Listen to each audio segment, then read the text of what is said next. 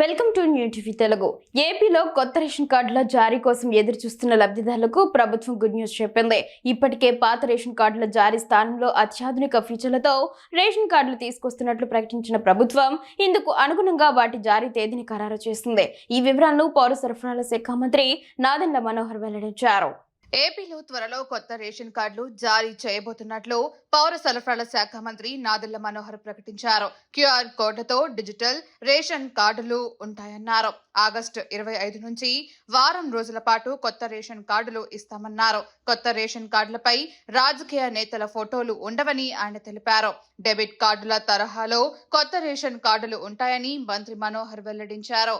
Dynamic key register తో వీటిని అనుసంధానిస్తామన్నారు. దీంతో ప్రతి లావాదేవీ జరగగానే తమ ఆఫీసులో తెలిసిపోతుందన్నారు. 5 ఏళ్లలోపు 80 ఏళ్లు దాటిన వారికి ఈకేవైసీ అవసరం లేదని మంత్రి నాదెండ్ల వెల్లడించారు. ప్రతి నెల 1వ తేదీ నుంచి 15వ తేదీ వరకు రేషన్ పంపిణీ ఉంటుందన్నారు.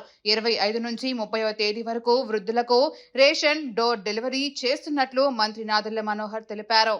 రేషన్ కార్డుల కోసం 16 లక్షలకు పైగా దరఖాస్తులు వచ్చాయని, ఇందులో 15.32 లక్షల దరఖాస్తుల్ని ఆమోదించినట్లు మనోహర్ తెలిపారు. 9.87 లక్షల మందికి కొత్తగా పేర్లు నమోదు చేసుకునేందుకు అవకాశం కల్పించామన్నారు. దీంతో కలిపి 1,45,00,000కు చేరుకుందన్నారు. సభ్యులతో కలిపి 4 కోట్లు దాటి ఉన్నట్లు మంత్రి తెలిపారు.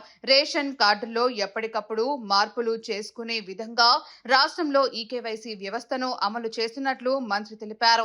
11,47,000 మందికి ఈ కేవైసీ అవసరం లేదని గుర్తించామన్నారు.